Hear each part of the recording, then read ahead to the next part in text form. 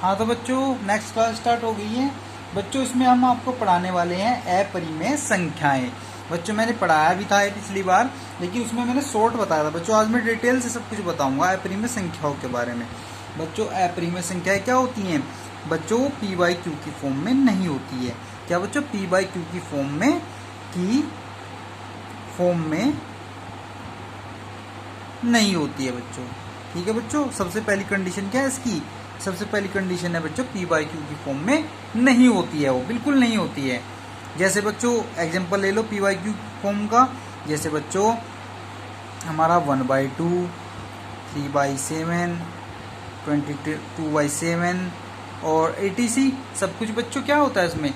अपरिमेय संख्याएं जो हैं इस रूप में नहीं होंगी बच्चों। ध्यान रखना, नहीं वाला केस है ये। कभी ये सोचो कि ये है, नहीं बच्चों, ये नहीं होगी इस फॉर्म में। ये वाले जो है परिमेय नंबर नहीं है, ये अपरिमेय संख्याएं नहीं है बच्चों।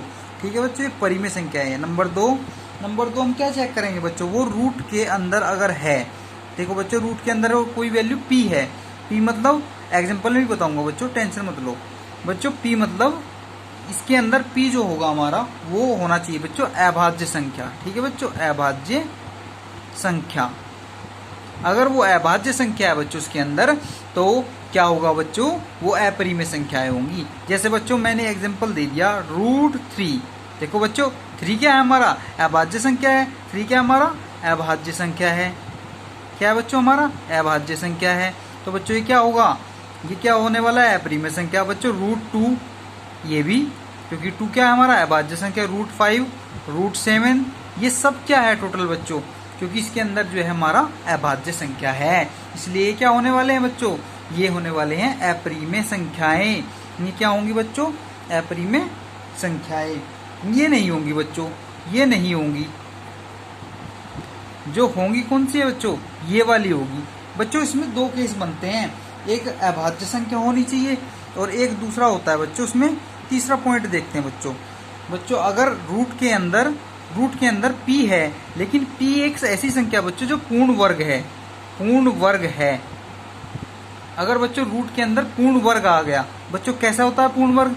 जैसे बच्चों √16, तो बच्चों इसको तो हम 4 कह देंगे, तो ये तो हमारा क्या हो गया बच्चों? परिमेय संख्या होगी। तो अपरिमेय संख्या नहीं हुई हो बच्चों। तो पूर्ण वर्ग अगर है तो क्या होगा बच्चों? परिमेय नंबर होगा, ना कि अपरिमेय। ठीक है बच्चों, तो उसके अंदर पूर्ण वर्ग नहीं होना चाहिए, तब अपरिमेय होगा। तो बच्चों फोर्थ एग्जांपल ले लेते हैं, फोर्थ पॉइंट ले लेते हैं बच्चों। फोर्थ पॉइंट क्या है बच्चों? देखो अगर 17 आ गया तो भी कोई दिक्कत नहीं है, और 18 आ जाए तो भी कोई दिक्कत नहीं है बच्चों। 18 को हम क्या करेंगे बच्चों? इसके अंदर भाज्य संख्या है। मैंने बताया था कि भाज्य संख्या भी दो तरीके से देखते हैं बच्चों इसको। यहाँ इसके अंदर भाज्य संख्याएं दो तरीके की होती हैं बच्चों। ठीक है बच्चों, तो देखो नीचे बच्चों मैंने लिख दिया है बच्चों। ये दोनों केस किस में आ जाते हैं? ये दोनों केस बच्चों इसमें आ जाते हैं। ये देख लो बच्चों, ये पॉइंट क्लियर हो जाएगा आपको। अगर बच्चों भाज्य संख्या, भाज्य दो रूपों में हो सकती है बच्चों। वो संख्या एक तो पूर्ण वर्ग हो सकती है, क्योंकि पूर्ण वर्ग संख्या क्या होती है बच्चों? पूर्ण वर्ग जो संख्या है वो क्या होती है? भाज्य संख्या होती है। और बच्चों एक हो सकता है कि वो पूर्ण वर्ग ना हो, तो हो सकता है बच्चों पूर्ण वर्ग ना हो। ठीक है बच्चों, तो बच्चों जब पूर्ण वर्ग होगी, पूर्ण वर्ग में कैसे बच्चों? 16, 4 आने वाला है, बताया ना मैंने ऊपर। और बच्चों हो सकता है यहाँ पे 9 हो तो 3 आने वाला है। ठीक है बच्चों, तो ये वाले केस क्या नहीं होंगे? ये तो परिमेय संख्या हो गई। ये क्या हो गए बच्चे? परिमेय संख्याएं। ये अपरिमेय नहीं है बच्चों, ये परिमेय। ये क्या है बच्चों? ये है अपरिमेय संख्याएं। देख लो बच्चों एक बार थोड़ा मैं। ठीक है बच्चों, ये परिमेय संख्याएं हो गई बच्चों, क्योंकि ये क्या है? पूर्ण वर्ग संख्या है। 9 और 16। तो बच्चों जो पूर्ण वर्ग नहीं होगी, जैसे बच्चों 18, एक एग्जांपल ले लो। ठीक है बच्चों, पहला। दूसरा ले लो बच्चों कितना, कुछ भी ले लो बच्चों, 28 ले लो। ठीक है, तो बच्चों ये वाली क्या होंगी? ये वाली संख्याएं भी अपरिमेय संख्याएं होंगी, क्योंकि बच्चों इनको खोल के देखो बच्चों एक बार। 9 दूना 18, 9 दूना 18, तो 9 का तो कितना आने वाला बच्चों? 3, लेकिन 2 का तो कुछ नहीं आ सकता। 2 का अंदर रहेगा तो 3√2 क्या है बच्चों? अपरिमेय संख्या है। ऐसे ही 7 चौके 28, तो 7 चौके 28 में क्या होगा बच्चों? 2 बार आ जाएगा, लेकिन √7। ठीक है बच्चों, 7 रूट के अंदर ही रहेगा। और ये क्या है बच्चों? ये जो है अपरिमेय संख्याएं हैं, अपरिमेय संख्याएं हैं। ठीक है बच्चों, तो बच्चों समझ में आ गया। अब बच्चों मैं इनके ऊपर एक थ्योरम बताऊंगा आपको, जल्दी से थ्योरम को देख लो। चलो बच्चों जल्दी से आगे चलते हैं। हाँ तो बच्चों ये थ्योरम आ गई है बच्चों, देखो बच्चों ये थ्योरम मैंने लिख दी है बच्चों। इसमें क्या लिखा हुआ है जल्दी से देख लो इसको बच्चों। माना या मान लीजिए बच्चों, मान लीजिए P एक अभाज्य संख्या है, मान लीजिए कोई दिक्कत नहीं है। यदि P a स्क्वायर को विभाजित करता है तो P a को भी विभाजित करेगी, जहां a एक धनात्मक पूर्णांक है। बच्चों इसको समझो, वो कह रहा है बच्चों एक संख्या मान ली बच्चों मैंने P, और इधर मैंने a स्क्वायर मान लिया। ठीक है बच्चों, और एक P मैंने यहाँ पे मान लिया और यहाँ पे a मान लिया। बच्चों देखो समझो उसको, मैं समझाने आ रहा हूँ, बिल्कुल इजी तरीके से समझाऊंगा बच्चों आपको। बच्चों एक तरफ मैंने मान लिया 3, ये क्या मान लिया मैंने अभाज्य संख्या। बच्चों इसको अभाज्य संख्या ही मानना है, 3, 2, 5। ठीक है, तो बच्चों एक बात बताओ, ए क्या है बच्चों, ए क्या बोला है उसने, धनात्मक पूर्णांक। तो बच्चों कोई भी नंबर ले लो, लेकिन ऐसा लो जो 3 से कट तो जाए, पूरे वाला पूरा कटना चाहिए। ठीक है बच्चों, ए एक धनात्मक पूर्णांक संख्या है, तो बच्चों इसका ए स्क्वायर क्या होगा, ऐसा ले जो 3 से कट जाए। पहले तो 3 से कटने वाला लो बच्चों, कोई भी नंबर ले लो जो स्क्वायर बन जाए। ठीक है बच्चों, जैसे 9 किसका स्क्वायर है बच्चों, ये बच्चों 3 का स्क्वायर है कि नहीं है बच्चों। तो बच्चों जब हम 3 से इसके स्क्वायर को काटेंगे, देखो बच्चों तो 3 बार कट रहा है, नहीं कट रहा है बच्चों। 3 से 9 कितनी बार कट रहा है बच्चों, 3 बार। तो इसका ये स्क्वायर ही तो है, ये बच्चों स्क्वायर ही तो है, 3 का स्क्वायर ही तो है ये।